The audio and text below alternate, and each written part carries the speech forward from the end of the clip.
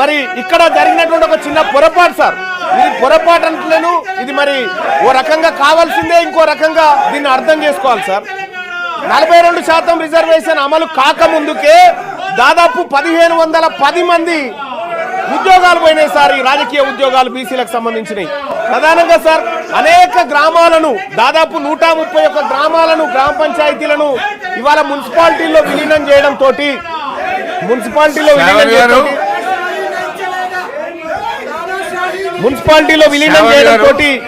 దాదాపుగా 130 మంది సభలో వచ్చారు. జర శాంతంగా ఉండడం మంచిది. This is not a press conference, this is the house. You are the first timer, you are first day you are attending. Please silent sir. ఓపికతో ఉండండి, దయచేసి కూర్చోండి సార్. ఇక్కడ please please please please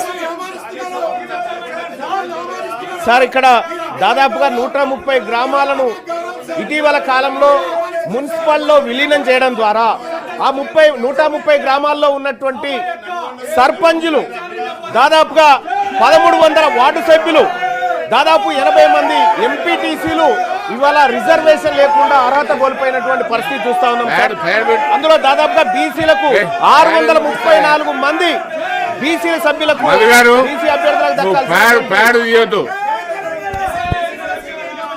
so ఇట్లా బీసీలకు reservation అమలు కాక ముందుకే ఉన్న రిజర్వేషన్లు పోయినటువంటి పరిస్థితి ఈ మున్సిపాలిటీలో విలీనం ద్వారా జరిగింది అధ్యక్ష.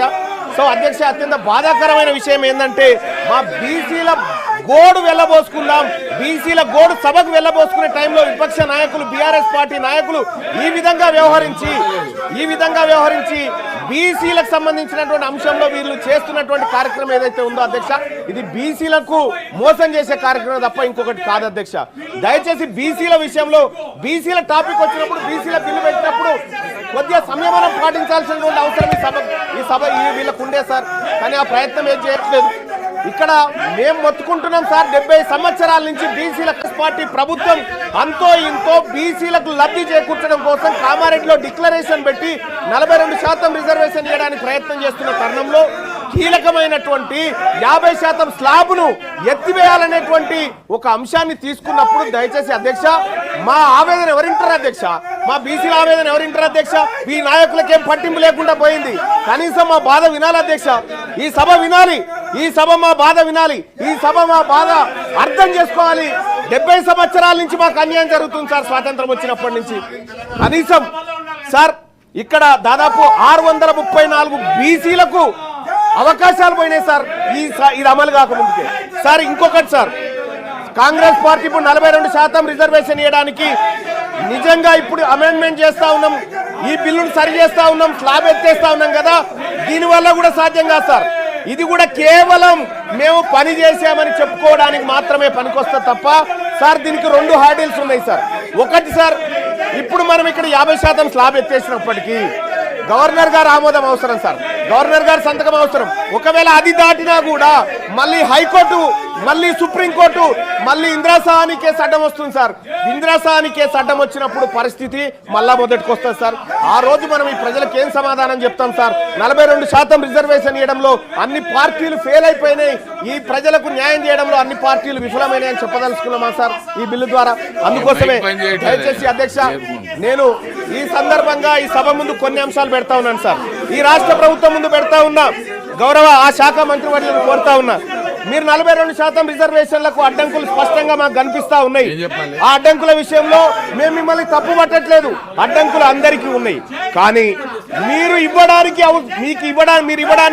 మీ చేతిలో ఉన్నటువంటి అంశాలు అనేకం ఉన్నాయి. ఇక్కడ మీ చేతిలో ఉన్నటువంటి అంశాలు అనేకం ఉన్నాయి. బీసీ సప్లాన్ తీసుకురావడానికి సుప్రీంకోర్టుతో పంచాయతీ లేదు, మనకి కేంద్రంతో పంచాయతీ లేదు. కాబట్టి బీసీ సప్లాన్ విషయంలోనైనా మీరు చర్యలు తీసుకోండి. బీసీలకు కామారెడ్డి డిక్లరేషన్ ప్రకారం ప్లీజ్. ఒకవేళ కాళేశ్వరం విషయంలో మన హౌదులో కూడా చర్చ కావాలన్నప్పుడు నేను తప్పనిసరిగా ప్రభుత్వంతో మాట్లాడతాను, నెక్స్ట్ సెషన్ లో పెట్టమని చెప్తాను సార్. ఇక్కడ సార్ బీసీ సప్లాన్ విషయంలో సార్ ఈ రాష్ట్ర ప్రభుత్వం తక్షణ నిర్ణయం తీసుకోవచ్చు సార్. చేయదలుచుకుంటే బీసీ సప్లాన్ ను ప్రతి ఏడాది 20,000 కోట్ల రూపాయలు బీసీల సంక్షేమానికి ఖర్చు పెడతామని కామారెడ్డి డిక్లరేషన్ లో కాంగ్రెస్ పార్టీ చెప్పింది సార్. 5 ఏళ్ల కాలంలో 1,00,000 కోట్లు బీసీల సంక్షేమానికి ఖర్చు పెడతామని చెప్పినటువంటి కాంగ్రెస్ పార్టీ 2 బడ్జెట్లలో కలిపి కనీసం 20,000 కోట్లను కూడా బడ్జెట్ లో కేటాయించలేకపోయింది సార్. ఇక్కడ వివక్ష కనిపిస్తా ఉంది సార్. ఈ జయంగా కాంగ్రెస్ పార్టీని అడ్డుకోవడానికి ఏ శక్తి లేదు సార్. మేమందరం సపోర్ట్ చేస్తాం సార్ ఈ విషయంలో. అలాగే సార్ ఇంకా ఎంబీసీ కులాలకు సంబంధించినటువంటి సంక్షేమ విషయంలో కూడా ఉన్నత విద్య కోసం 10 లక్షల రూపాయలు పూచీకత్తు లేని వడ్డీలు రుణాలు ఇప్పిస్తామని కాంగ్రెస్ పార్టీ హామీ ఇచ్చింది సార్. ఈ విషయంలో కూడా కాంగ్రెస్ పార్టీ ఏ విధంగా కూడా చిత్తశుద్ధితో పనిచేస్తున్నట్టు కనిపించట్లేదు సార్. అలాగే సార్ అన్ని జిల్లా కేంద్రాల్లో 50 కోట్లతో convention hall, press club, study circle, library, క్యాంటీన్లతో ఉన్న ప్రొఫెసర్ జయశంకర్ బీసీ ఐక్యతా భవనాలు కట్టిస్తామని చెప్పారు సార్. అక్కడ కూడా సార్ వీటిలో ఎక్కడ కూడా ముందడుగు పడలేదు సార్. ఎక్కడైతే హార్డీలు ఉందో అక్కడి పైన ఫోకస్ చేస్తా ఉంది రాష్ట్ర ప్రభుత్వం. కానీ చేయాల్సిన పనుల విషయంలో మాత్రం కొంత నిర్లక్ష్యంగా ఉండడం బాధాకరమైనటువంటి అంశం సార్. సార్ ఇంకొకటి సార్ 3 లక్షల కంటే తక్కువ వార్షిక ఆదాయం గల బీసీ కుటుంబాల యువతకు ర్యాంకుతో సంబంధం లేకుండా మొత్తం ఫీజు రియంబర్స్మెంట్ ఇస్తున్నారు సార్. ఇవాళ ఫీజు రియంబర్స్మెంట్ బకాయిలు విపరీతంగా అక్కడ పడి ఉన్నాయి సార్. ఆ ఫీజు రియంబర్స్మెంట్ బకాయిలు ఇస్తే తప్ప బీసీలు టీసీలు కానీ లేకపోతే వాళ్ళ సర్టిఫికెట్లు కాలేజ్ యాజమాన్యాలు ఇవ్వలేని పరిస్థితి ఉంది సార్. అందుకోసమే ఫీజు రియంబర్స్మెంట్ లో మీరు చేయాల్సిన కార్యక్రమాలు ఉన్నాయి, అవి చేయండి.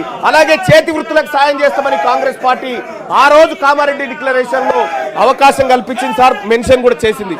వృత్తి బజార్ పేరుతో ప్రతి మండలంలో 50 దుకాణాలు, షాపింగ్ కాంప్లెక్స్ ఏర్పాటు చేసి మంగలి, వడ్రంగి, చాకలి, కుమ్మరి, స్వర్ణకారుల వంటి చేతి వృత్తుల వారికి ఉచితంగా షాపు స్థలాలు అందజేస్తామని చెప్పారు సార్.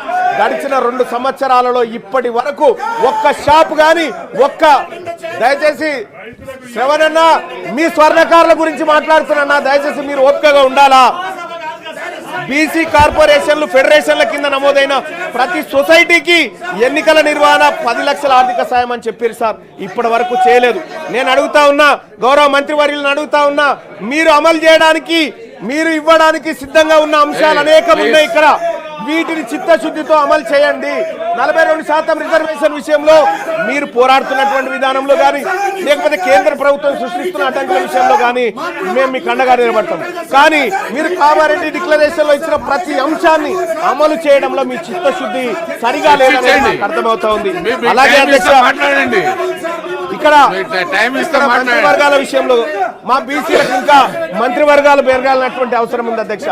మా బీసీలకు మంత్రులు పెరగాలి, మా బీసీలకు అవకాశాలు పెరగాలి, మా బీసీ సర్పంచ్లకు, మా బీసీ ఎంపీటీసీలకు, మా బీసీ జెడ్పీటీసీలకు అందరికి కూడా అవకాశాలు మెరుగుపడాలి అధ్యక్ష. Don't come to this please. మీకు మైక్ ఉంది, అక్కడ వెళ్ళండి ప్లీజ్. మీ సీట్ లో కూర్చొని మాట్లాడండి ప్లీజ్. అక్కడ వెళ్ళండి please.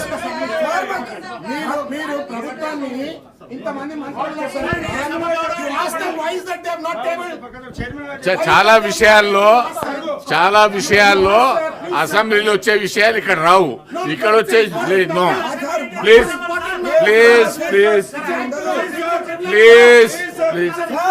Madhu, please go and sit there. Go to your seat please. మీ సీట్లలో వెళ్ళండి ప్లీజ్. బీసీ బిల్ మీద మాట్లాడండి, అవకాశం ఇస్తాను please. Complete your thank you sir. Sir ఇవాళ ఈ రాష్ట్ర ప్రభుత్వం తీసుకొస్తున్నటువంటి సవరణ ద్వారా అధ్యక్ష, గతంలో కేసీఆర్ ప్రభుత్వం తీసుకొచ్చిన